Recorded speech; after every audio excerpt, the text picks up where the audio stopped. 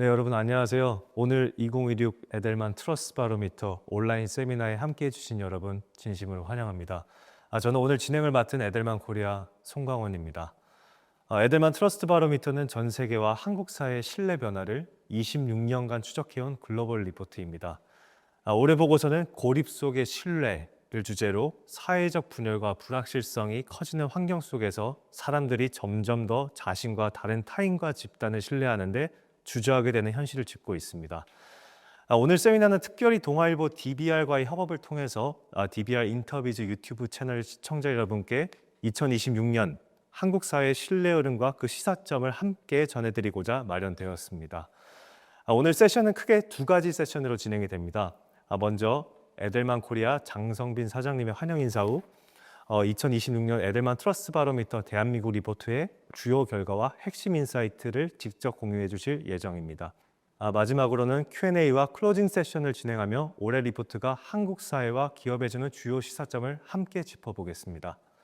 네, 이제 에델만 코리아 장성빈 사장님을 모시고 2026년 에델만 트러스트 바로미터 대한민국 리포트의 주요 결과와 핵심 인사이트를 들여다보겠습니다. 안녕하세요. 에델만 코리아 대표를 맡고 있는 장성빈입니다. 2026년 에델만 트러스트 바로미터, 에델만 신뢰도 지표 조사 발표에 귀중한 시간을 내주시고 참여해 주셔서 너무너무 감사드립니다. 지난 26년 동안 에델만 트러스트 바로미터를 조사하고 발표를 매년 다보스 포럼을 기점으로 발표하고 난 후에 각각의 나라에서 발표를 하고 있습니다. 한국도 마찬가지로 지난 25년 가까이 발표를 했었고요. 근데 올해는 주제가 고립 속의 신뢰, 영어로 얘기하면 Trust amid insularity"라고 하네요. 그러니까 예전 같은 경우에 저희는 양극화가 심화되고 그리고 사회적 불만이 양극화로 인해서 극대화되고 그 과정을 걸쳐서 이제는 나랑 다르거나 나와 다른 사람에 대해서 절대 신뢰하지 않겠다라는 성향이 아주 강해진 이제 고립의 시대로 접어들고 있는 그런 현상이 발생되고 있습니다. 그런 경향이 강화되고 있고요. 그 부분에 대해서 좀 짚어보도록 하겠습니다.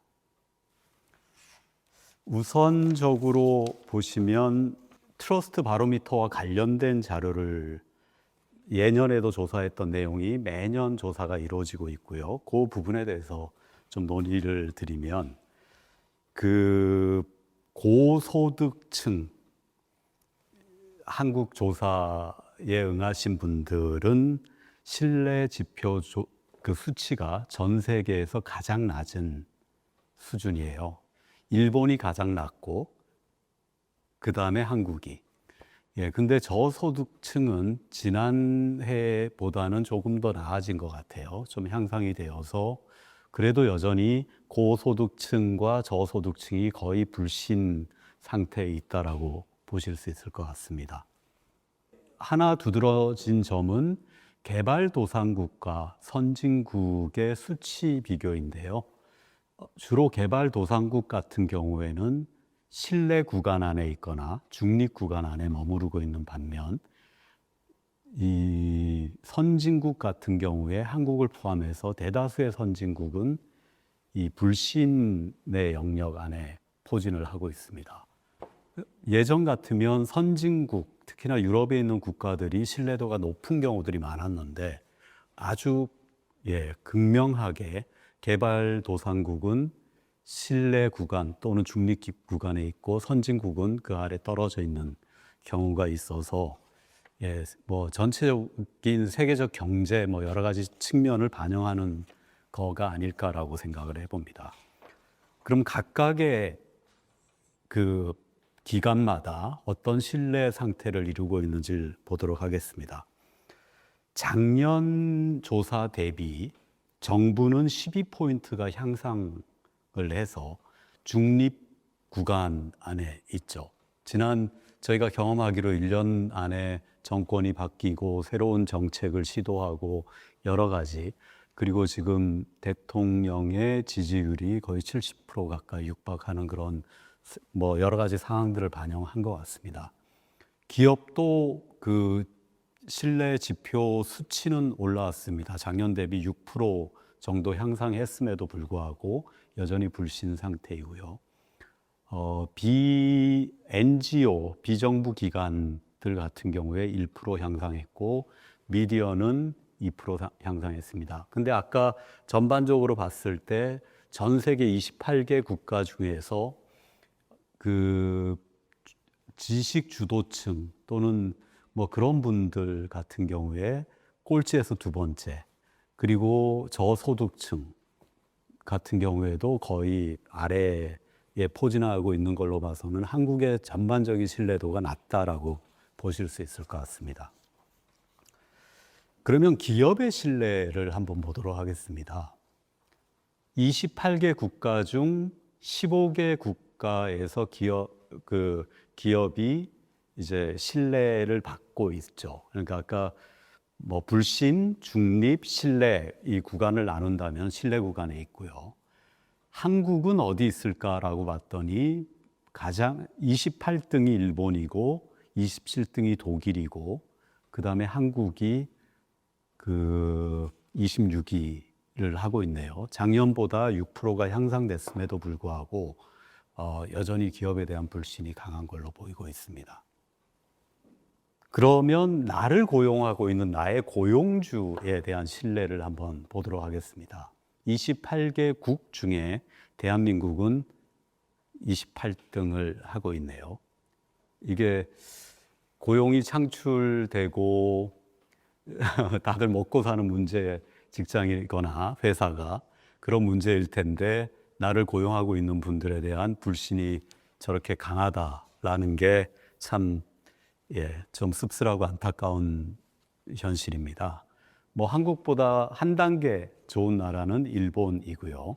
여전히 이 고용주에 대한 불신이 높은 나라 같은 경우에 대다수가 선진국이라는 점이 개발도상국과 비교했을 때 이미 개발도상국과 선진국은 현격하게 어떤 대립적 관계를 여러 조사에서 구축하고 있지 않나라는 생각을 하게 됩니다.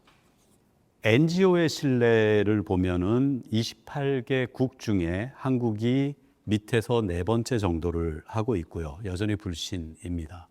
그러니까 이제까지는 저희가 조사하는 기관이 정부, 기업, 미디어, NGO에 대해서 주로 조사를 하고 있는데요.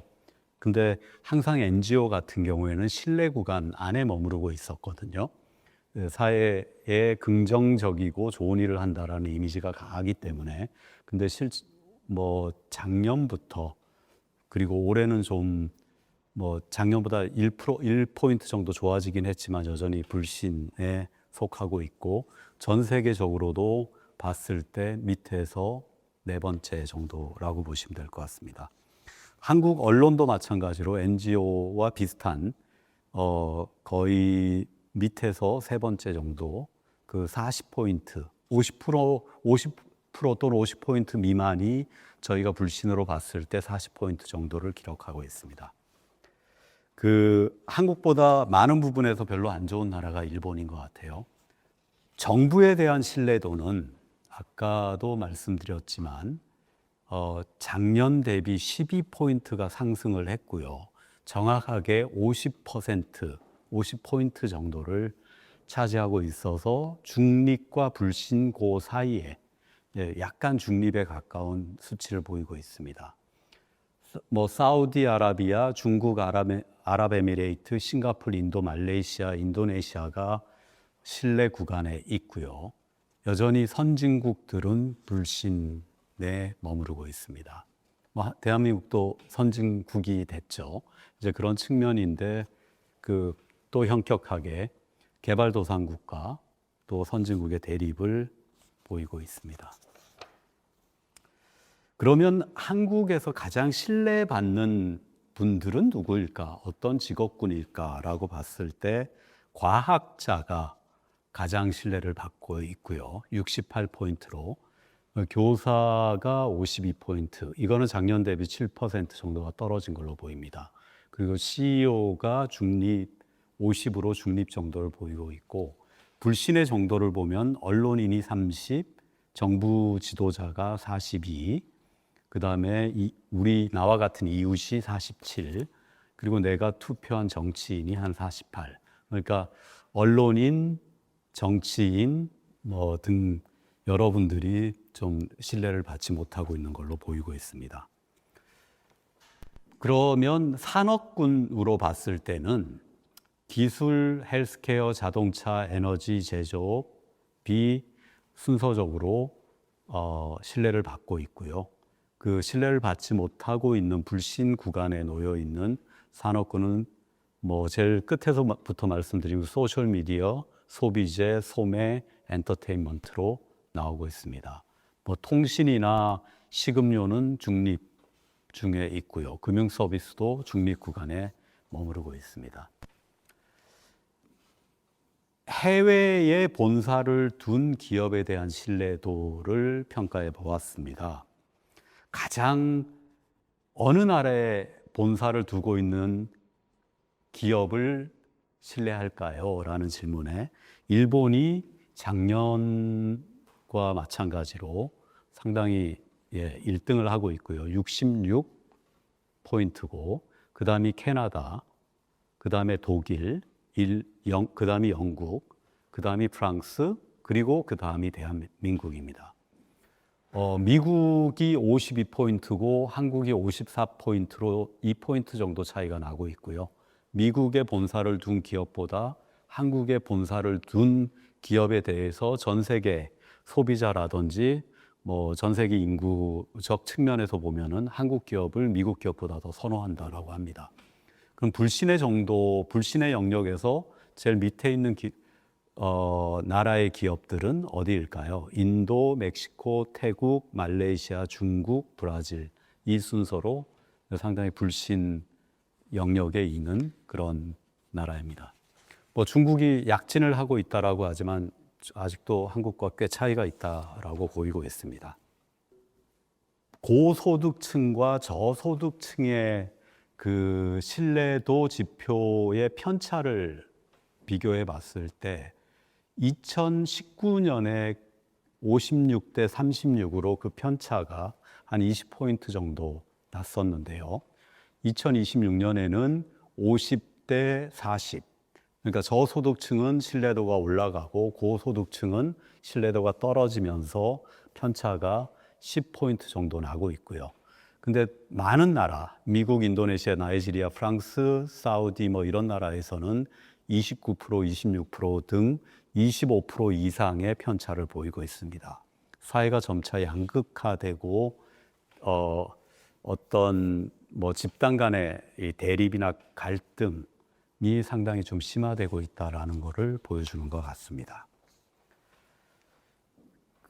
또한 저희가 어떤 윤리적 측면하고 그 다음에 능력적 측면에서 아까 4개 기관, 기업, NGO, 미디어, 그리고 정부에 대해서 얼만큼 윤리적이고 얼만큼 능력이 있냐, 사회 문제를 해결하거나 나라를 발전시킬 능력이 있냐 등등 여러 가지 측면에서 평가를 해봤을 때 고소득층 같은 경우에는 대체적으로 저소득층보다는 신뢰 이 구간이 훨씬 넓습니다. 그리고 이 고소득층 같은 경우에 기업을 윤리적이고 아주 유능하다라고 평가를 한 반면에 저소득층 같은 경우에는 4개 기관, NGO, 기업, 미디어, 정부에 대해서 어디도 윤리적이거나 능력이 있다, 유능하다라고 판단하지 않고 있는 그런 편차를 보이고 있습니다.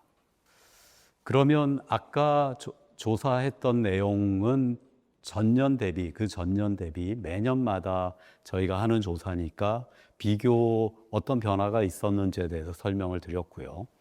오늘 그리고 올해 저희가 주요 경향, 주요 상태, 양상이다라고 보고 있는 부분, 고립이라는 측면에서 저희가 조사한 내용을 분석해 보도록 하겠습니다. 아까 말씀드린 대로 양극화가 상당히 심화되고 있다라는 리포트가 2019년에 두드러지게 조사 결과 나왔었습니다. 그리고 시간이 지나면서 그 나에게 불리하게 설계된 어떤 기울어진 시스템에 대한 분노와 억울함을 표현하는 불만 의식, 아니면 불만을 갖는다는 것은 어떤 측면에서 피해 의식일 수도 있는데요.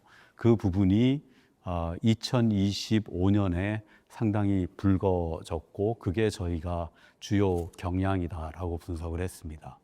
올해는 그 불만을 넘어서 이제는 나와 다른 사람에 대해서 신뢰하지 않고자 하는 성향이 아주 강해지는 그런, 그리고 나와 다른 사람을 신뢰하지 않는다는 거는 결국 그 사람들을 배타적으로 보고 있다라는 거잖아요. 그러면 배타성을 띈다는 거는 내가 한쪽 측면에 쓰겠다는 거고, 그럼으로써 더 고립되는 현상이 벌어지겠죠.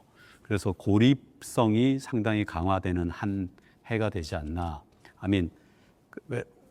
고립되는 성향이 강해지지 않나라는 생각이 들고요. 그 측면에서 보면 경제적 소외, 생활비 상승, 차별, 지정학적 긴장, 페이크 뉴스, 글로벌 팬데믹 등 여러 가지 요인들이 이 결과를 낳지 않았을까라고 생각을 합니다. 28개 국가 중 25개 국가에서 타인에 대한 고립도, 타인에 대해서 이 고립적 성향을 보이는 걸로 나타나고 있고요. 한국 같은 경우에 74%의 사람들이 나와 다른 사람을 신뢰하지 않겠다, 그런 비슷한 맥락의 답변을 했습니다. 전 세계 평균은 70%인 거죠.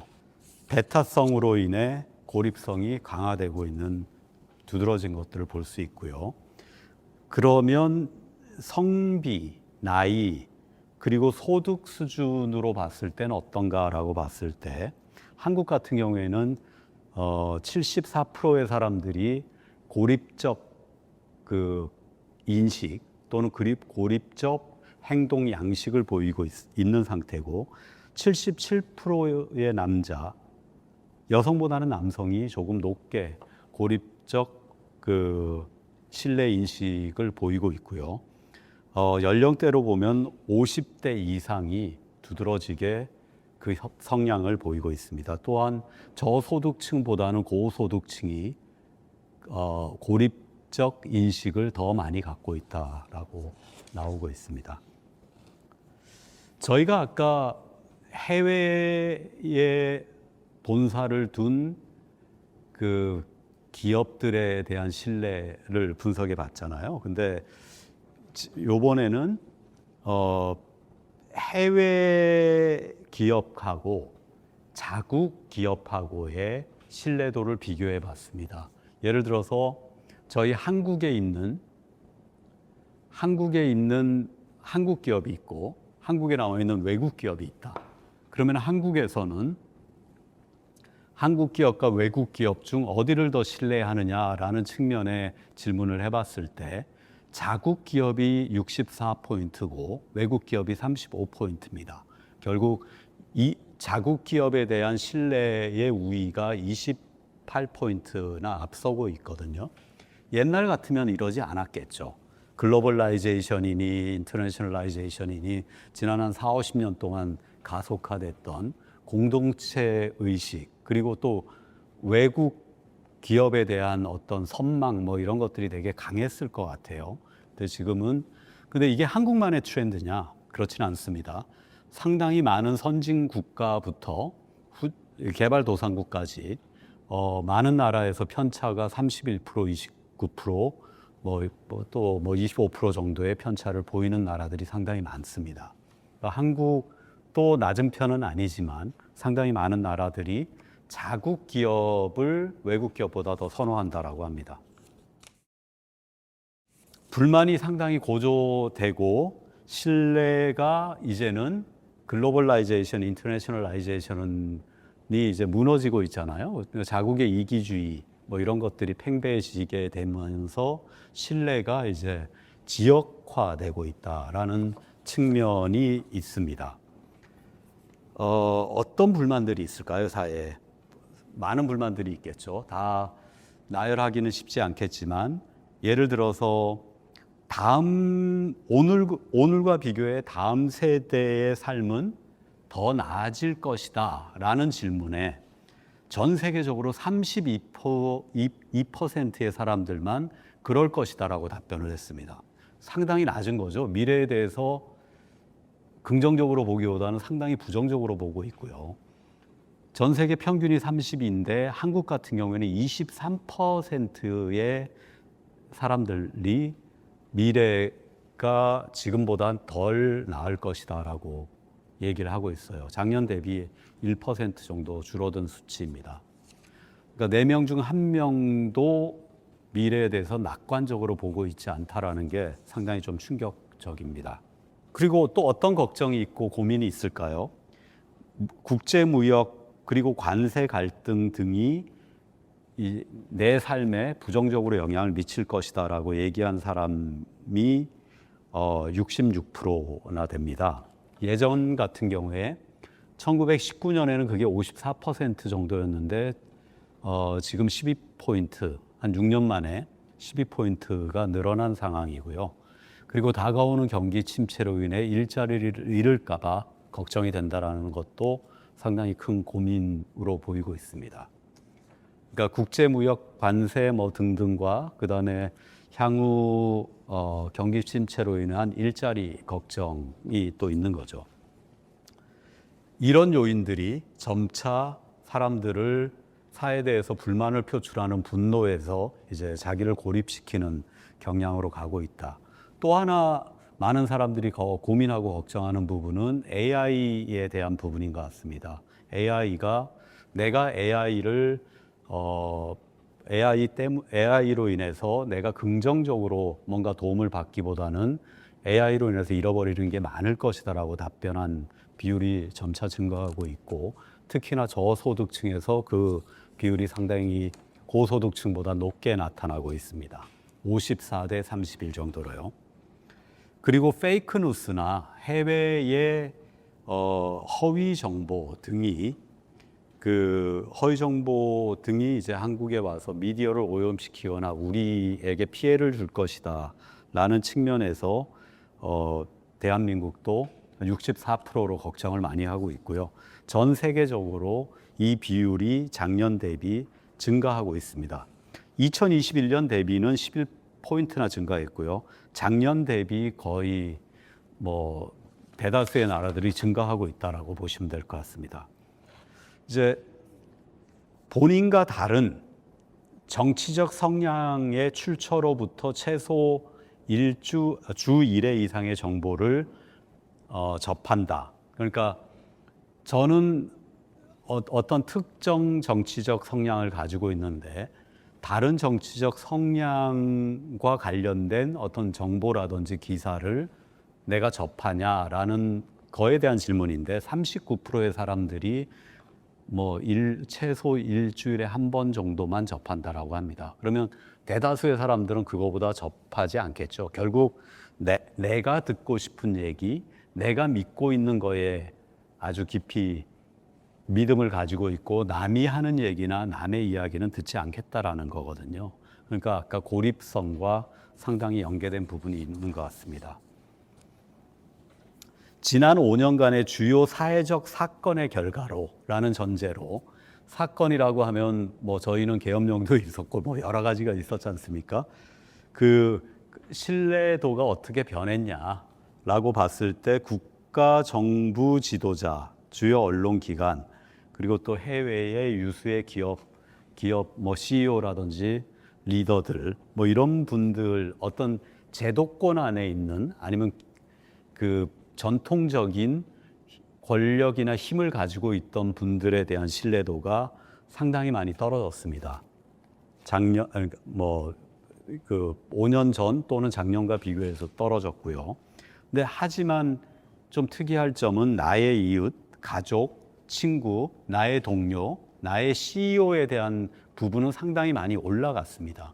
그런 측면에서 그 전 세계가 어떤 공동화되고 공동체 의식을 가지고 있었던 옛날, 아니면 사회가 공동화되고 공동체 의식을 가졌던 옛날에는 그들을 존중하고 존경하고 신뢰했던 반면에, 그러니까 그 전통적인 어떤 지도자라든지 리더들이라든지, 근데 지금은 나의 이웃, 가족, 친구, 나의 동료, 나의 CEO로 변한 것이죠. 그러니까 우리라는 개념에서 나라는 개념으로 공동체 의식이 상당히 약화되고 개인적 관계는 강화되고 있다라고 보시면 될 것 같습니다. 고립은 여러 가지 고립을 형성하고 있는 부분들을 지켜봤습니다. 근데 고립은 발전의 걸림돌일 수도 있습니다. 대한민국 국민 4명 중 3명이 고립적 사고를 하고 있습니다. 74%의 사람들이 남을 신뢰할 생각이 없다, 신뢰하는데 망설여진다라고 하고요. 단지 26%의 사람들만 그래도 신뢰하려고 노력하고 있다라고 합니다. 그러다 보니까 이런 질문을 해봤습니다. 나와 다른 가치를 가진 관리자에게 보고하느니 차라리 부서를 옮기겠다고 응답을 한 사람들이 약 37%가 됩니다. 그러니까 나랑 가치가 다른 관리자하고 일하기 싫다는 거죠. 그리고 프로젝트 팀 리더와 나와 다른 정치적 신념을 가졌을 때는 노력을 안 하겠다, 덜 드리겠다가 33%고요. 그리고 우리나라에서 영업하고 있는 해외 기업 수를 줄이는 거에 찬성한다라고 응답한 비율이 25%입니다. 옛날 10년 전, 20년 전과 비교하면 너무나 이 경제적 민족주의라든지 이런 부분이 강화되고 있는 부분일 것 같고요.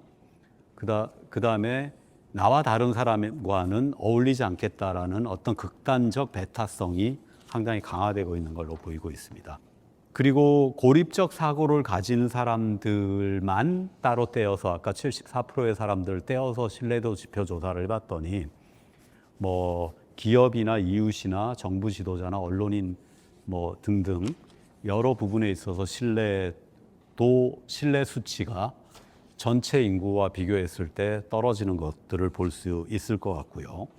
또 다른 질문, 나와 가치관, 정보 출처 등등 배경이 다른 사람이 기관을 이끌더라도 그 기관을 신뢰할 수 있다라고 하는 질문에 대해서 개방적 사고를 가진 사람들은 상당히 신뢰를 많이 하고 있는 반면 고립적 사고를 가진 사람들은 어느 기관도 신뢰하지 않는 양상을 띠고 있습니다. 상당히 많은 비율의 사람들이 인식을 하고 있고요. 우리가 고립적 사고를 가지고 있고 이것이 사회적 문제가 되고 있다는 걸 인식을 하고 있기 때문에 개선의 여지는 분명히 있을 거라는 생각이 듭니다.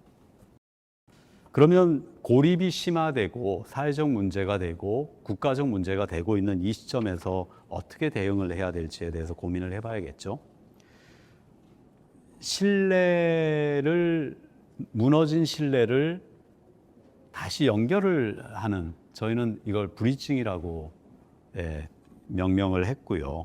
그럼 신뢰를 같이 다시 연결해서 신뢰를 강화하는 목적성을 가지고, 그러면 누가 어떻게 할 거냐라는 측면에서는 고립된 기관 간에 집단 간에 공통된 이해관계를 구축하고 서로가 서로를 이해하고 수용하는 그런 노력들을 할 수 있는 그런 측면의 활동이 필요한 부분이라고 생각을 하고요. 그럼 누가 그것을 할 거냐라는 측면에서는 모두 다 개인이나 조직이나 또는 기관이 신뢰 연결 역할을 일정 부분 나눠 가지고 해야 될 부분이라고 생각이 듭니다. 결국 사회적 과제로 부각을 하고 있습니다. 아까 이 고립 인식이 강한 집단, 강하다라고 조사된 비율이 74%였죠. 근데 그래도 나는 신뢰를 하겠다, 신뢰에 대해서 개방적인 사람들한테 물어봤습니다. 어떻게 개방성이나 개방적 사고를 갖게 됐냐라고 했더니 다른 사람에 대해서 인정하고 그들의 입장을 수용하면 가능하다라고 답변을 하고요. 그리고 이 국가 간 외국계 기업이 한국에서 영업을 하는 경우들이 많은데 외국 국적의 기업이 나갔으면 좋겠다, 아니면 신뢰하지 않는다는 비율이 상당히 높았는데 그들은 어떻게 해야 될까? 뭐 예를 들어서 지역에서의 그 나라에서의 채용을 극대화하고 그 다음에 지역 사회에 좀 책임감 있는 기업이 되고자 노력을 해야 될 거고요. 그리고 장기적 커밋먼트, 그러니까 그런 어떤 지역사회 프로젝트를 하려고 하는 노력들이 좀 필요할 것 같습니다. 뭐 기업도 마찬가지로 서로 상생하려고 하는 노력들이 필요할 것 같고요. 그 정부는 어떤 플랫폼 등을 통해 가지고 좀 대치하고 있는 배타성을 띈 기관들이 같이 모여서 뭔가를 할 수 있는, 좀 머리를 맞대고 이 고립화되고 있는 이 사회의 어떤 개선점을 만들어야 되지 않을까라고 생각을 합니다. 저희가 그 방법론까지 어느 정도는 서제션을 제공을 저희 리포트에 하고 있으니까 나중에 풀 리포트를 보시면 좀 도움이 되실 거라는 생각이 듭니다. 그 상당히 양극화가 심화되고 불만이 고조화되고 지금은 고립이죠. 이게 더 악화되면 향후에는 세상이 어떻게 바뀔지 저희가 생각할 때 긍정적으로 바뀌기는 힘들 것 같습니다. 이 단계에서 악화되는 연결고리를 끊어야 되지 않을까라는 생각을 하게 됩니다. 저희 뭐 제공되는 리포트를 한번 보시고요. 언제든지 저희 회사 측에 뭐 해석이나 아니면 설명이나 여러 가지 측면들이 필요하시면 연락 주시면 감사하겠고요. 저희가 에델만 웹사이트에 한국 자료, 그 다음에 글로벌 자료 이런 부분들이 다 나와 있으니까 참조하시면 감사하겠습니다. 감사합니다. 네, 사장님 인사이트 가득하신 발표 감사드립니다. 네, 저희가 몇 가지 질문을 좀 준비를 해보았는데요. 네네. 먼저 첫 번째 질문부터 드리겠습니다. 네. 최근 전 세계적으로 정치적 양극화의 사회 갈등이 심화되고 있습니다.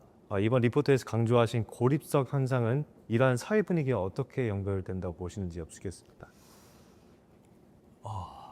전 세계가 이 공동체를 만들려고 했던 노력들이 많았죠. EU도 있었고 미국을 패권국을 중심으로 무엇인가 이루어지고, 그게 또 뭐 미국 같은 경우에 경찰 국가라고 해서 전 세계 안보나 보안이나 뭐 여러 가지 측면들에 공헌을 했던 부분들도 있는데, 그게 뭐 특정 정치인 비독, 정치인 하나 때문이라고 얘기하긴 그렇지만 자국의 이기주의, 이제 같이 얼라이언스를 만들었던 그 부분이 깨지고, 그리고 서로 그 친구라고 느껴서 공동체 의식을 형성했던 분들이 이제는 그 친구를 공격하는 경향이잖아요.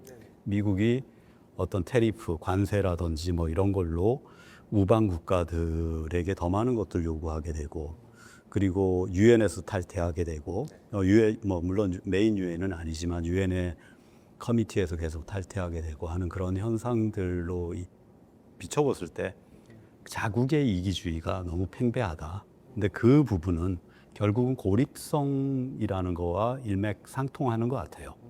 그러니까 배타성이죠. 같이 하면서 내가 공동의 목표, 뭐 예를 들어서 공동의 목표라고 하면 기후라는 거는 우리 인류가 공동으로 대응해야 되는 부분이지 않습니까? 근데 미국 같은 경우에 그 부분에서 기금을 내지 않겠다 그러고 탈퇴하고, 뭐 COP29, 뭐 COP30 뭐 이렇게 얘기하잖아요. 그 부분을 탈퇴하는 것도 결국 내가 왜 그 공동의 이익을 위해서 나를 희생하거나 내가 컨트리뷰션을 해야 돼라는 이기적 관점에서 더 많이 나오는 것 같아서, 이 고립주의가 개인, 사회, 그리고 국가, 그 다음에 전 세계 국가 간에 이렇게 적용이 된다라는 부분에서 상당히 좀 씁쓸하게 느끼고 있습니다. 네, 감사합니다. 네, 다음으로는 이제 SNS 관련해서 좀 질문을 드리려고 하는데요. SNS 요즘에 알고리즘 기반 플랫폼이 확대되고 있지 않습니까? 네. 이 확대가 되면서 사람들이 자신과 비슷한 의견을 가진 집단 안에서만 정보를 소비한다는 경향이 나타내고 있다고 네네. 확인하였습니다. 네네. 이런 정보 환경이 신뢰 형성에 어떤 영향을 미치고 있다고 보시는지 여쭈고 싶습니다. 극단성을 띠게 되겠죠. 아무래도 뭐 이런 표현이 맞을지 몰라도 이 국뽕 유튜브를 한참 보다 보면은 그게 뭐 잘못된 정보거나 아니면 한쪽으로 너무 치우친 정보임에도 불구하고 그게 상당히 밸런스가 있는 느낌을 받게 되는 경우도 있을 겁니다. 그런 것처럼 자기가 듣고 싶은, 그리고 또 알고리즘 자체가 내가 좋아하거나 어떤 클릭을 해서 어떤 한 특정 뭐 구매 패턴이라든지 뭔가가 나오면 항상 그것만 또 추천을 하지 않습니까? 그러니까 저희가 볼 수 있는 거가 균형을 잃어버리는 경향들이 많겠죠. 그래서 저는 좀 더 너무 극단적으로 치우쳐 있는 정보를 습하기보다는 좀 중간 정도에 있는 정보에서 중립을 지키고 그다음에 좀 확장적으로 이쪽과 이쪽을 한번 경험해 보는, 그러니까 중간에 있는 좀 중도적이고 밸런스가 맞는 뉴스의 한 7, 80%의 소비를 보이고 그다음에 10%, 20% 정도는 이제 다른 의견들이 무엇인지를 좀 보는 거가 필요하지 않을까라는 생각을 합니다. 한쪽에 빠져 있으면 뭐 정치도 그렇고 모든 부분에 있어서 한쪽으로 빠져 있으면 그 안이 하나의 세상이 되고 그 세상이 전체 세상인 것처럼 착각을 하게 되는 경향이 있겠죠. 특히나 페이크 뉴스는 끊임없이 우리가 해결해야 될 문제일 것 같아요. 앞으로도 계속. 그런데 여기에서 우리가 중립을 지키지 않으면 결국 피해를 보는 건 그 뉴스를 소비하고 정보를 소비하는 우리가 피해를 보게 된다라는 생각을 하셨으면 좋겠습니다. 네, 감사합니다. 페이크 뉴스 말씀 주셔서 이제 AI 관련해서도 네네. 연관해서 질문을 드리고 싶은데 최근 생성형 AI가 딥페이크 기술이 굉장히 빠르게 확산되면서 네네. 정보의 진위를 판단하기가 되게 어려워지는 것 같아요. 그래서 이러한 기술 변화가 이 신뢰 환경에서 어떤 영향을 미치고 있는지 여쭙고 싶습니다. 신뢰를 많이 망가뜨리거나 깨고 있는 상황이죠. 뭐가 사실인지 뭐가 아닌지를 모르는 상태잖아요. 그리고 그걸로 인해서 피해를 보는 경우들도 꽤 있죠. 뭐 초상권을 도용당하거나 아니면 그걸로 인해서 뭐 피해를 보는 여성분도 있고 남성분도 있고 다 있겠죠. 근데 이 문제는 아까 각 자국의 이기주의나 뭐 전 세계의 스탠다드가 무너지고 있거나 전 세계가 생각했던 규범이라는 것 자체가 좀 흔들리고 있는 사회이긴 하지만, 지금 그런 세계이긴 하지만 전 세계적인 어떤 이 규제라든지 아니면 스탠다드 뭐 이런 부분들이 좀 더 강화됐으면 하는 부분이 있습니다. 결국 페이크 뉴스나 딥페이크나 뭐 여러 가지 측면들로 인해서 피해를 보는 건 우리 소비자, 그걸 사용하고 있는 유저들일 수밖에 없는데 네. 지금 당장 내가 피해를 보지 않더라도 궁극적으로는 그렇게 되겠죠. 가족이 피해를 본다든지. 근데 그런 측면에서, 그리고 그게 범위가 확장되면 전 세계인이 될 수 있는데 그런 측면에서는 이게 한 특정 국가의 특정 어떤 집단의 문제라기보다는 전 세계적인 문제일 때는 같이 나서서 문제 해결을 해야 되지 않을까라고 생각을 하고 있습니다. 네. 마지막으로 기업의 사회적 역할, 이제 많은 굉장히 대부분의 기업들이 네네. ESG 경영에 대해서 굉장히 관심을 많이 가지고 있고 이행을 하고 있는데 최근 기업들이 ESG나 사회적 책임 활동을 확대하면서 사회 문제 해결에 대한 역할이 강조되고 있다고 생각이 듭니다. 기업이 사회적 분야를 완화할 수 있는 역할을 직접적으로 할 수 있다고 보시는지 여쭙고 싶습니다. 저는 사실 3년 전 ESG에 대한 막 폭발적인 관심, 5년 전, 물론 ESG라는 게 뭐 요구되는 부분이죠. 기업이 비즈니스를 함에 있어서 이러이러한 측면들을 고려해서 해야 된다라는 거를 금융기관이나 등등에서 요구했고, 그래야 투자를 받을 수 있고 뭐 돈을 빌릴 수 있고 뭐 여러 가지 측면에서 따라야 되는 측면이 있었겠죠. 그리고 그게 강화되는 시점이 한 5년 전, 뭐 한 4년 전, 3년 전이었을 것 같은데 최근에 ESG에 대한 이야기들이 많이 좀 줄어들고 있고요. 그 다음에 그 CSR 활동을 모든 기업들이 하고 있지만 옛날만큼 그게 반드시 필요하다, 해야 된다라는 거를 이미 그게 자리를 많이 잡아서 얘기를 안 하는지 몰라도 그 부분에 대해서는 끊임없이 화두가 되고 논의를 하고 실행을 하고 하는 그런 부분들이 필요한데 그 부분의 의식이 더 강화됐는지는 잘 모르겠습니다. 물론 하지만 ESG라든지 여러 가지 측면들이 그 전 세계적으로 요구되는 부분들이 있지 않습니까? 우리가 기후 협약이라든지 뭐 기후와 관련된 클라이밋 체인지와 관련된 것도 전 세계적인 어떤 약속들이거든요. 근데 이제 자국의 이기적 아니면 뭐 자국의 고립성, 아까 글로벌라이제이션에서 이제 빠져서 자국의 이익을 추구하는 그런 사회가 되다 보면 공통적으로 요구되는 그런 부분들이 앞으로 좀 약화되지 않을까.